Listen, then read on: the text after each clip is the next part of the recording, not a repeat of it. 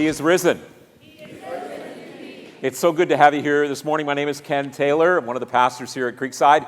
Really delighted that you're here celebrating this special day with us today. To do that today, one of the things I thought we would do is just kind of focus on a particular word and use that as kind of a sort of a guiding point for our time together. And it's the word expectations. Expectations. Can you say that word with me, please? You ready? Expectations. Expectations are the way that you believe life should treat you. And you have a whole bunch of them. You have expectations about how things should treat you. You have expectations about how circumstances should treat you. You have expectations around how people should treat you, right? So you have expectations around all of those kinds of things, right? You go down to the grocery store, you buy groceries, you're expecting certain things from those groceries. You go to Walmart to buy a pair of jeans, you're expecting certain things. You expect your spouse, you expect your friend, you expect your boss, you expect your coworker, you expect your neighbor, you expect that person driving along the 401 at 110 clicks beside you is going to act in a certain way. That's what you expect. You have expectations about how you want life to treat you. All of us do. Hundreds of them, thousands of them. You don't think about them, you don't write them down, but they're there. Now, when your expectations, when they happen to go the way you want them to go, that's when satisfaction happens. Satisfaction is the experience of met expectations, okay? The food was just like I expected it to be. That friend is just what I wanted them to be. I mean, that trip I was satisfied. I had my expectations met. And most of the time when that happens, you don't even think about it because it's just part and parcel of the way you live your life. All of us have expectations, the way we believe life should treat us. And when they're met, we're just satisfied. It's a great experience for us to have. When expectations are not met, that's when frustration is the experience. I get frustrated when that person doesn't treat me the way that they should, or that thing doesn't act the way that it should, or that circumstance, the weather, whatever it may be, doesn't work out the way that I want it to. Frustration, it happens. In fact, think about it this way. When you're frustrated, every time you're frustrated, in a friendship, in a marriage, at your work, standing in line at the return place at Walmart to take something back, every time you're frustrated, it's because an expectation has not been met. That's what's happening. Think, what was the expectation when you're in a relational struggle? And that's when you'll understand why you're frustrated. And this frustration is kind of like the high level of this. When you get really, really down, it moves to depression, to anger, maybe even to violence when someone is saying, I'm not going to put up with this anymore. I'm not getting what I expected. Now, on the other side of it, we can go up to the other end, and it's what we would call, joy. Joy is the experience that we have when we exceed our expectations, right? It's just better than we thought it would be. That item I ordered online was better, way better than I thought it would be. I never expected the Jays to win a baseball game. They did, okay? Those are when our expectations are exceeded. You understand where I'm going? That friendship is better. And so here's how it works. When the expectations happen the way that I want them to, I'm satisfied, I'm content, life's treating me the way that I should be, everything is tickety-boo, it's okay, I'm going through it, I'm fine. When the expectations are not being met, when they're landing underneath me, there is frustration, maybe anger, maybe, discouragement. Maybe I feel picked on or beat up, or I'm going to do whatever I can to deal with it. And when they exceed it, we're excited, we're thrilled, we're filled with joy. Expectations. I want to think about expectations as we look at the whole of the Easter event. The soldiers had beaten Jesus with a whip, a cat of nine tails. It has embedded in the strings on the whip some stone and some bone, and they had literally opened up his back. They then made fun of him by putting a crown of thorns on his head, gave him a wooden stick as a scepter, and put a royal robe over his shoulders. They took him out and either put just the cross member of the cross or the whole of the cross on his shoulders for him to carry up the Via Dolorosa to the hill called Golgotha, or the Hill of the Skull. But he couldn't carry it. He was so weak from the beatings that they had to get someone else to continue to carry this cross. When they got to the hill, they put the cross down on the ground, put Jesus on top of it, drove spikes through his wrists and his ankles, then lifted up the cross, dropped it into a hole. It was 12 noon hour on Friday. At 3 o'clock that afternoon, Jesus died.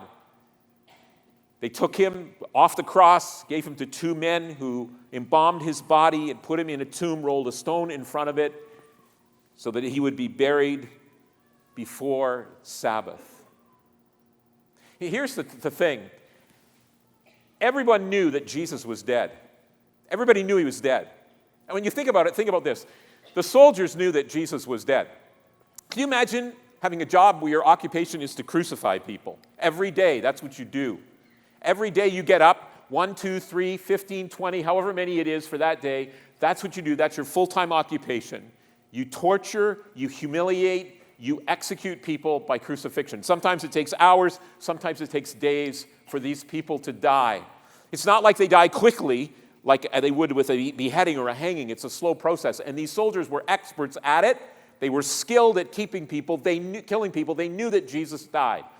In fact, at the time, they needed to accelerate the death, so they went around and broke the legs of the two thieves, because by breaking the legs, they could no longer breathe properly. And that was basically crucifixion is a number of things, but among them is suffocation. When they got to Jesus, he was already dead. They knew he was dead. They were experts at killing, at executing people. But just to kind of put an exclamation mark on it, they took a spear, one of them did, and ran it up through the ribs of Jesus into his heart. Out came blood running down the spear along the soldier's arm, dripping in a pool at his feet below. John, who was Jesus' closest friend, was there at that time, and he writes this in his gospel. He writes, "The soldiers therefore came and broke the legs of the first man who had been crucified with Jesus, and then those of the other. But when they came to Jesus and found that he was already dead, they did not break his legs. Instead, one of the soldiers pierced Jesus' side with a spear, bringing a sudden flow of blood and water." See, the truth of the matter was that everyone knew that Jesus was dead, and the soldiers knew that Jesus was dead. Not only did the soldiers know, but the religious leaders knew as well.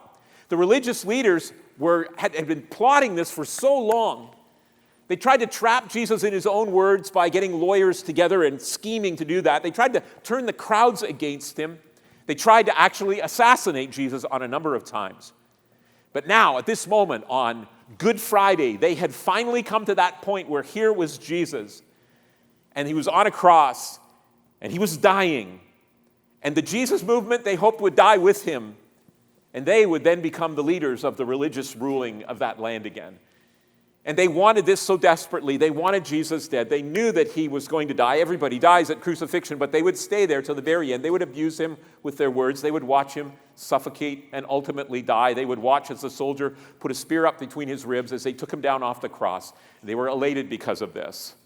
It was just such a good experience for them, but they didn't want anything. They wanted to make sure they took care of all of the infinite details that might be around this. And so they said to Pilate, "We want you to send some soldiers to guard the grave, just in case the disciples come and steal the body and say, no, he is alive, because we remember he said he would do that." Little do the religious leaders know that the disciples aren't thinking that way at all. They're cowering and hiding. They're afraid for their lives. Matthew records it this way. He writes, "The chief priests and the Pharisees went to Pilate. 'Sir,' they said, 'we remember that while he was still alive, that deceiver said, after 3 days I will rise again.'" Interesting, isn't it? That they remembered that Jesus had said this. And I think that while they would admit to the fact that Jesus was an amazing teacher, and reluctantly while they would say that he could actually perform miracles, the idea that a dead man could somehow act in a way to resurrect himself was just beyond their comprehension. They did not believe that Jesus could do that. There was no expectation that that would happen. So here's what we read. Again, he says, "So give the order for the tomb to be made secure until the third day. Otherwise, his disciples may come and steal the body and tell the people that he has been raised from the dead. The last deception will be worse than the first. Take a guard," Pilate answered. "Go make the tomb as secure as you know how." So they went and made the tomb secure by putting a seal on the stone and posting the guard. Here's the truth. The truth is this. Everyone knew that Jesus was dead. The soldiers knew. The religious leaders knew. Here's who else knew. The crowd knew. The crowd who stood there and watched him. They crucified Jesus on a thoroughfare. It was a main entrance into Jerusalem. So crowds would see this. It was Passover time. The city was loaded with people. And they went there and they watched. I don't know how many of you have been with someone who has died. A loved one, a family member, a friend maybe. Sometimes, not all the time, but sometimes when someone dies, there is a final breath that you can hear. It's very distinct. Some people call it death rattle. Sometimes what I see is it's like all of the air from the lungs will just come, and you can just hear it. It's very, very distinct. It's interesting that in the text, both Mark and Luke record this. They said, Jesus breathed his last. Now, it may be that that's their way of saying Jesus just died, or it could be that they're expressing this thing that happens sometimes when people die, that you can actually hear the breath leaving them for the final time. It's very, very distinct. So the crowd is hearing perhaps this, but as they're watching Jesus, and as they've watched crucifixions before, they know the inevitable end. Jesus was going to die.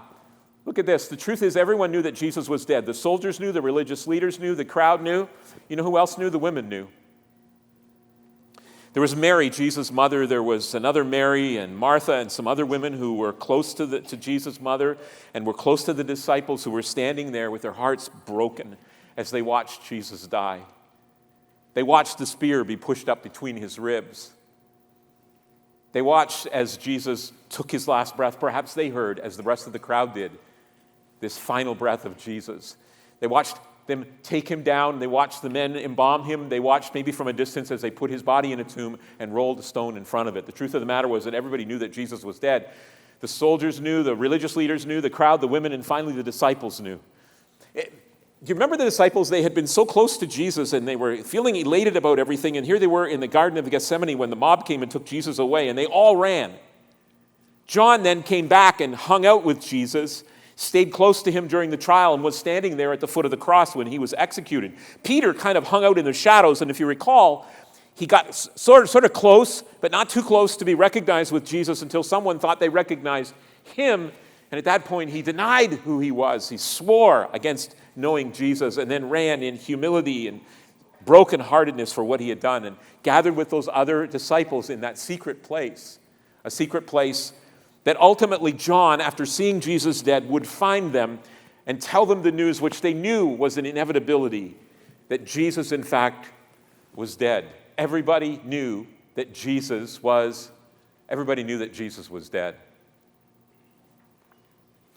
From an expectations point of view, it was really fascinating to watch that day. From the soldiers' point of view, the expectations were met. They were satisfied. It was one more person who was going to die. It was like another day at the office. It wasn't a big deal. They knew this was going to happen. That's what happens when you put somebody on a cross. Their expectations were met. To the religious leaders, they were just exceedingly excited. This had just unfolded in a way they, I'm sure, couldn't even have hardly imagined would work this way. They had gone into the Garden of Gethsemane, brought a mob with them to take Jesus, put him to a mock trial, then brought him before Pilate, got the crowd, when Pilate brought him out before them after having flogged Jesus, brought the crowd out and had turned the crowd so that they would yell out, "Crucify him, crucify him, crucify him." Watched as he'd been taken up the Via Dolorosa to the hill, put on a cross, and died and buried. They watched all this happen. They put the guards out there just simply to put a seal on it all. I'll bet you Friday night they were partying away. This was a wonderful experience for them. And it happened so fast. In less than 24 hours, they got rid of this man who had gathered so many people as a follower. They were absolutely elated with this, way beyond their expectations. And then there were the disciples, who had given so much. They had given up their occupation. They had given up their reputation. They had given up their time. For 3 years, they had poured everything into following this man. Just on Sunday, it had been Palm Sunday, and it had been a great day when they thought, yes, it's going to happen. He's going to set up his kingdom. He's going to overthrow the Romans. There's going to be a place of peace and righteousness and justice, and our king, who can perform all the miracles, who can do all this, he who can control nature, can control disease, can cast out demons, can do all of that. He's going to set up his kingdom. And now, he's dead. And you talk about absolutely devastated. They were afraid for their very lives that they were next on the hit list. They were brokenhearted. Look at this next statement. No one believed that Jesus would rise from the dead. Nobody believed that. Soldiers didn't. Obviously, the religious leaders didn't. They weren't guarding the tomb expecting Jesus to rise from the dead. They were guarding the tomb in case the disciples stole a body, which was a ridiculous thought. Obviously, they were a little paranoid at this moment. The disciples didn't expect Jesus to rise from the dead. The crowd didn't expect Jesus to rise from the dead. The women didn't expect Jesus to rise from the dead. Nobody expected Jesus to rise from the dead. It was absolutely, totally unexpected. But then it happened. Let me set the scene for you. So Sunday morning, it's very, very early Sunday morning, and the sun is just peeking over the horizon. In front of this tomb, there are a group of soldiers. They've been standing on guard all night. The humidity from the day before still lingers in the air. It's hot, stinky, sweaty. Little bugs are sort of waking up and trying to fly and landing back on the ground again. These soldiers are standing there. They've been standing for so long, the blood in their legs is starting to pool at their feet. Their feet are swelling. Their eyelids are getting heavy from standing there, but they dare not fall asleep. Their life is on the line. But there's hope. There will be another contingent of soldiers to come and take their place. But while they're standing there early that Sunday morning, something happened that was totally, absolutely unexpected.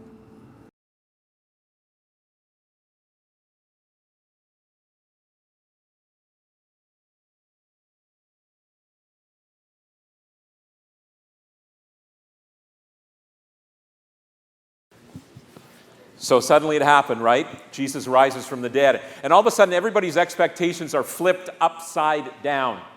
Ha ha. I think about the religious leaders who had been elated that, in fact, Jesus was dead, who now discover, they're hearing the rumors, the stories, that, in fact, that's not the case at all. The tomb is empty. The soldiers have come and said, you won't believe what happened, but the stone rolled away, and he's not there. And so they get some money together, and they say, well, pay these soldiers to tell them that the disciples, the fishermen with their fisher rods and fisher nets, whatever, beat us up and took the body. We'll do something like that. And so that's the story that they concoct, the story everybody actually knew about. Man, they had been up here, and now they were so down here. But think about the disciples. Women show up at this secret place where they're cowering and hiding and say that they talk to Jesus like he's alive. And so they go running to the grave and discover the grave is in fact empty. Then two others on the road to a little village called Emmaus say, we didn't realize it, but we were actually talking to Jesus all the way to this village. He kind of had his hoodie on. We couldn't see him. And so the conversation goes like this, and then all of a sudden that city is being turned upside down like crazy, because everybody's talking about the fact that Jesus is alive. And the women saw Jesus, and the disciples saw Jesus, and Jesus went for the next 6 weeks, the next 40 days or so. He's talking with people and eating with people and fishing with people and high-fiving people. They're having all kinds of conversations around what the future is going to hold. He says, I'm going to leave, and then I'm going to come back again. It's going to be great when I do that. And on it goes. And I can see Jesus, I don't know if you know this or not, but his brother James, who writes the book of James, does not believe in Jesus. He's like his half-brother. And at one point, Jesus, it tells us in the Bible, actually went to see James. And I could see him looking at James and going, told you who I was, Same thing with Jude. And over again, there are these amazing things that are happening, and the disciples go from way down here to way up here to the point where they're willing to give their lives for the truth that Jesus is alive. You do understand, right, that the point behind Christianity is not that it's a good religion, not that it has a book called the Bible, not that it has lots of steeples and stained glass and music and helps the poor and everything. The bottom key ingredient in Christianity is that Jesus is alive. That's what makes Christianity Christianity. If there is no resurrected Jesus, there is no Christianity. It wouldn't exist. It only exists because of the resurrection. The Apostle Paul says we would be most foolish people to follow this belief system if in fact Jesus didn't rise from the dead. That's how critical it is. Watch this statement. Many believe that Jesus had risen from the dead. Many of them believe that. And as I've already mentioned, they gave their lives for this cause, this thing that mattered so much to them. And I need to ask you a question, and that question is this one. Do you believe that Jesus rose from the dead? Do you personally believe that? You might say to me, Ken, you know what? I mean, it would be, if I was like the women and I saw Jesus, then I might believe, or if I was like the disciples or James, his half-brother, and the crowds of people he talked to. You know what? Believing is better than knowing. The soldiers who stood by that tomb, they knew, didn't believe. The religious leaders, they knew, didn't believe. Knowing is not good enough. It's got to move toward believing. Knowing is something in your head. Believing is something in your heart. Acknowledging a fact is not what Jesus is talking about. What he's talking about is coming to that point where you believe in him, follow him, trust him, rest in him, make him your sin forgiver and life leader. Just a week or two before the resurrection of Jesus, Jesus is at a funeral. Now, I cannot imagine anybody doing what Jesus did at this funeral. It was a funeral of his friend Lazarus. He goes to the front of the church, as it were, at the funeral and makes the following statement. Look at this. Jesus said, "I am the resurrection and the life." I am the resurrection and the life. Not religion, not rules, not rituals, not rites, nothing like that. Me. It's a person. I am the resurrection and life. You want to know who conquers death? It's me. It's only me. I'm the only one who can do it. I am the resurrection and the life. The one who believes in me will live even though they die. They'll live. And whoever lives by believing in me will never die. Whoever lives by believing in me, who lives out their life believing in me, who lives out their life trusting me, who lives out their life following me, who lives out their life making me their life leader, that kind of person will never ultimately die. Do you believe this? He's really bringing the crux of the matter to this one word, believe. Will you believe me? Because when you believe, not just do you not only acknowledge it, but you actually become someone who's committed to it. You follow him. You love him as best you know how. That's what Easter is all about. Many, many, many of us in the room this morning and down at our Kitchener campus and in the West Side, many people watching online, we have made this decision as best we understood how to trust in Jesus, to believe in Jesus, to actually believe that the accounts of the resurrection of Jesus are true, that he rose from the dead, and beyond that, to put our life and our hope and our faith in following him. We see him as the one who frees us from guilt. We sang about it earlier, brings us into a right relationship with God. This is what we were made for. This is part of our DNA. We become one with our God who is our maker. And we're not perfect. We mess up all the time. We're learning what it's like to walk this way. But deeply down inside, we believe, we believe, we believe. And maybe you're here and you don't believe. Maybe you're here and it's kind of the fringe thing in your world, or maybe it's not anything in your world at all. And I would long more than ever, and many of us would long, for you to make that decision to believe in Jesus, to put your hope and faith in him. Discover your sin is forgiven. Discover that you're free from that. To know what Jesus says here, that you will never die, you will be with him in eternity. That's what we long. And the way you do that is simply by just deciding, choosing to believe in him, to come to him. One way of doing it is just simply to pray and say, God, best I understand it, I know that Jesus did this. He rose from the dead, and I believe that he's God, and I believe that he came and took my death on him, and I'm putting my faith and my hope and my trust in him as best I understand. Forgive me. I know you forgive me of my sin. I know that I'm now your child, and I am so thankful for that. That's a way of expressing what you believe inside. It's so wonderful. It's so beautiful. It was totally and completely unexpected what happened that Easter, but I'm so glad it happened. I'm so glad Jesus went and conquered death and sin and the grave and rose again to show us that he was in fact the victor. And his victory can become mine when I believe in him and trust in him and pledge my allegiance to him. Will you bow your heads with me in prayer? Thank you, Father, for this incredible day. This is the greatest day in the history of history. This is the day when Jesus rose from the dead, and we are so thankful for it. We love you. We thank you that we can celebrate this from our hearts, and pray, Heavenly Father, for those of us in the room who are followers already, that this would just resonate deeply within, that we would just be seeing how important this is and reminded again of this wonderful, wonderful truth. It's bigger than any circumstance, anything, any other person. This is such a powerful, powerful truth. And for people who are here who don't know Jesus, man, today would be a great day for them to take that step of faith.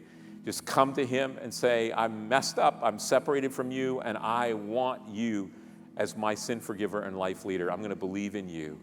And I pray that you would touch our hearts with this truth today. Thank you for the resurrection of Jesus. He is risen, and he is risen indeed. Amen.